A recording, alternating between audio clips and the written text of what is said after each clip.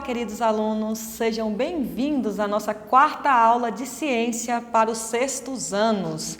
Eu sou a professora Irenir e hoje nós vamos trabalhar os seguintes temas: teia alimentar, desequilíbrios ambientais e relações ecológicas. Nós vamos estar retomando, dando continuidade, na verdade, ao tema que a gente trabalhou na aula passada sobre cadeias alimentares, sobre os conceitozinhos, ok? Então, vamos lá. O que é uma teia alimentar? Vamos ver aqui? O nome não é semelhante à cadeia? Pois é, ela é uma cadeia maior. Quer ver? Vamos ver? É uma interação que existente entre várias cadeias alimentares. Olha aqui quantos bichinhos participam dela. E da outra vez a gente viu que só era somente uma sequência, não é? Então, quando você fala teia, você não vai lembrar da teia de aranha? Quando você vê uma teia de aranha, ela não é bem ramificada? Pois é, mais ou menos só a ramificação que vai ter. Vamos lá voltar só um pouquinho sobre as nossas setinhas, a importância da setinha que tem na cadeia que eu expliquei para vocês na aula passada, vai ter também para a nossa aula de teia alimentar, ok? Vamos lá? Assim como a cadeia alimentar, a nossa teia tem sempre que começar com o ser produtor ou autotrófico, aquele ser que produz o próprio alimento, ok? Então, ele sempre vai começar dele, tanto na teia quanto na cadeia alimentar, ok? Então, vamos lá. Para dar sequência, nós vamos ter que ter bichinhos, animais, que vai se alimentar de vegetal. Não tem como um carnívoro comer grama, não é? Então, nós vamos ter, olha aqui, todos herbívoros, que vão ser os nossos consumidores primários. Vocês estão lembrando? Quando o primeiro que consome é consumidor primário, ok? Então, vamos ter aqui ó, os nossos cabritos, o coelho, que é um herbívorozinho, a nossa capivara e o nosso gafanhoto. Esta grama aqui vai servir de alimento, olha a seta, para cada um desses seres vivos herbívoros, ok?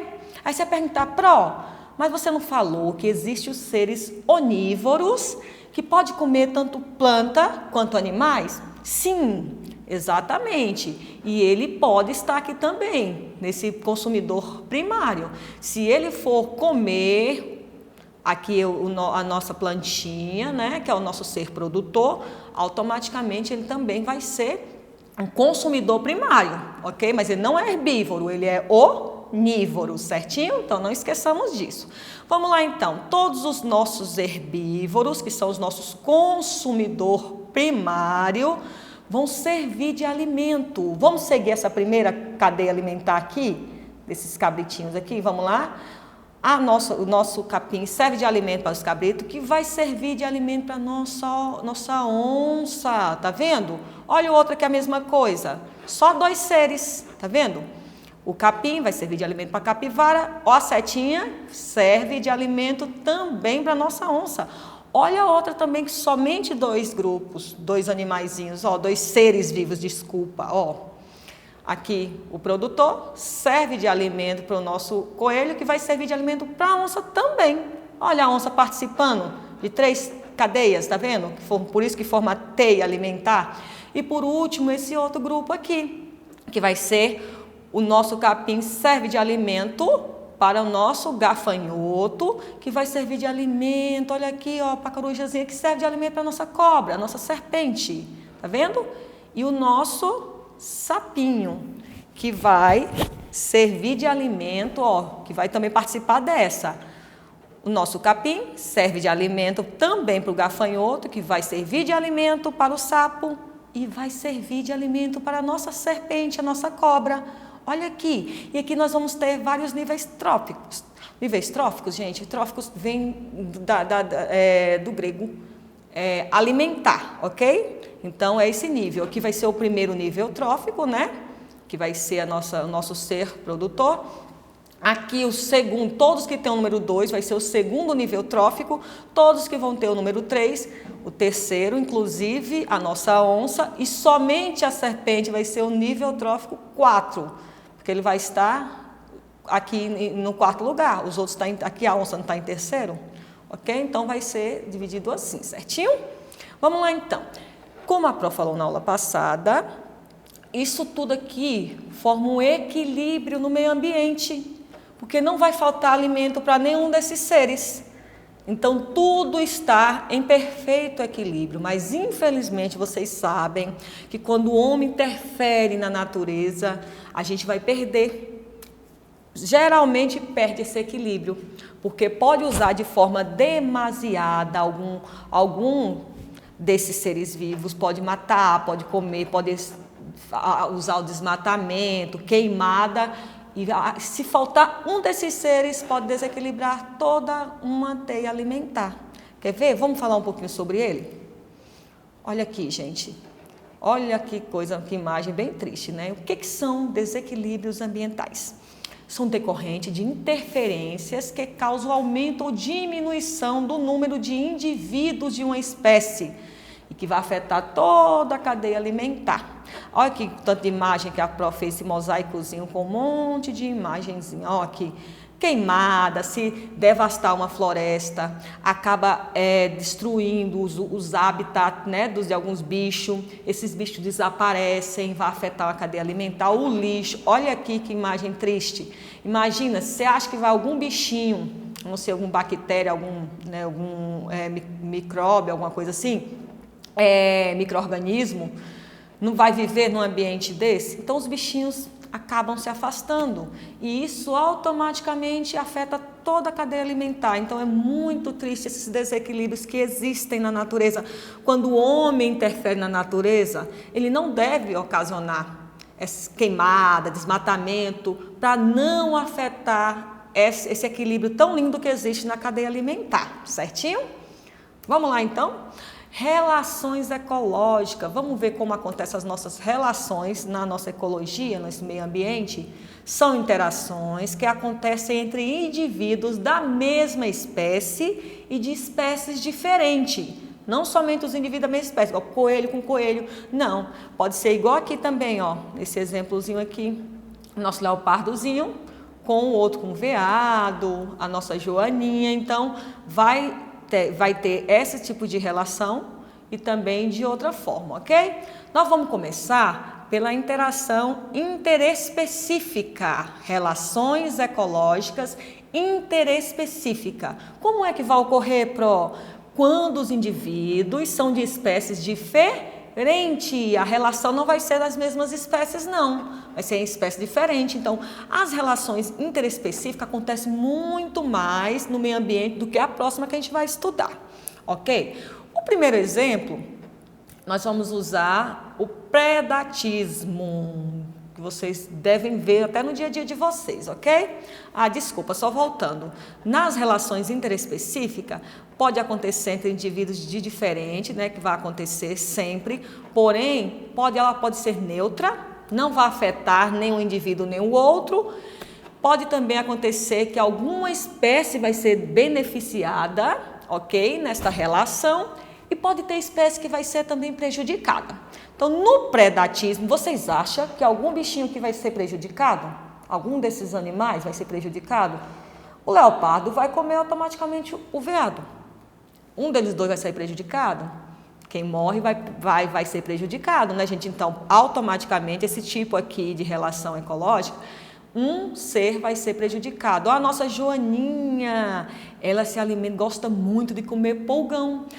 Um pulgão suga a seiva das plantas, então o pulgão também está prejudicando a planta. Então, quando a joaninha come o pulgão, ela está fazendo um benefício para a humanidade, ok? Ao invés de jogar agrotóxico, qualquer outra coisa, só colocar um monte de joaninha nas plantações, nas colheitas, ela, sem prejudicar em nada a natureza, vai lá e come os pulgões. Olha que lindo, ok? Então, a gente vai ter vários que passem parte desse predatismo, ok? Próximo, herbivoria, vem de herbívoro. Então, vão ser os seres que se alimentam de vegetal, ok? Aí você fala, Pró, então ninguém faz mal a ninguém. A plantinha tem vida. Se a planta está sendo comida, então a planta leva desvantagem. E quem vai levar vantagem são os seres herbívoros, ok? Parasitismo. Esse aqui, gente, são aqueles bichinhos que vocês têm às vezes até medo, né? Quando é algum animalzinho.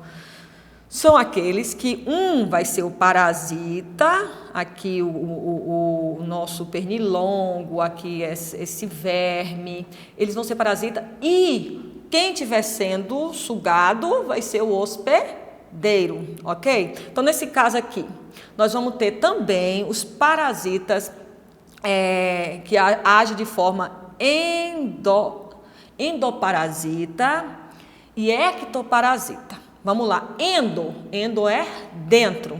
Então, vão ser aqueles parasitas que agem dentro do corpo, do organismo do ser, que no caso desses exemplos, só vai ter só a nossa tênia, ok? Aquele verme solitário, faz muito mal para o ser humano, ok? Então, apenas ele vai ser endo, porque ele vai agir dentro do corpo do ser humano, ok? Os outros todos são ecto, fora. Vai sugar a pele das pessoas e no caso das plantinhas vai sugar aqui, ó, nesse caso aqui, pode ser o caule, pode ser um galho, vai ficar sugando seiva e acaba de alguma forma prejudicando, né, gente, a nossa planta, certinho? Vamos para o próximo conceito, mutualismo. Mutualismo, gente, ambas as espécies se beneficiam, mas depende uma da outra para sobreviver. E neste caso, a gente vai ter ainda também os dependentes, os obrigatórios e os que são facultativos. Neste caso aqui eu vou usar, que tem vários, ó, micorrizas, aqui também um cupim, mas eu vou usar como exemplo esse aqui, que é o mais clássico, o líquen, tá bom? O que é o líquen, gente? É a junção de uma alga com o nosso fungo, com o fungo, ok? Aqui, ó, a gente pensa que é uma espécie só que só essa junção. A alga, gente, ela vai fazer fotossíntese. Então, automaticamente, ela vai conseguir aquela glicose que a gente estudou na aula passada. Vocês lembram? Que a gente falou sobre o processo de fotossíntese. Então, ela vai fornecer para o nosso fungo esse alimentozinho e automaticamente o fungo vai fornecer um ambiente para ela viver, certinho? Então, por isso, mutualismo. Um contribui com o outro, certinho? Vamos lá, inquilinismo, vem de inquilino, é quando o ser vivo aproveita o outro para morar. Quando você vai para a casa de alguém, o inquilino é o que mora na casa, então, olha aqui, o nosso pepino do mar, esse peixinho vai aproveitar o corpo dele para se abrigar dentro. As nossas orquídeas, elas se abrigam nos altos das árvores, ok? É uma associação em que apenas uma espécie se beneficia, procurando abrigo, só que também não causa mal nenhum. Não vai prejudicar o pepino do mar, não vai prejudicar em nada, tá bom? E para encerrar essa partezinha aqui, comensalismo.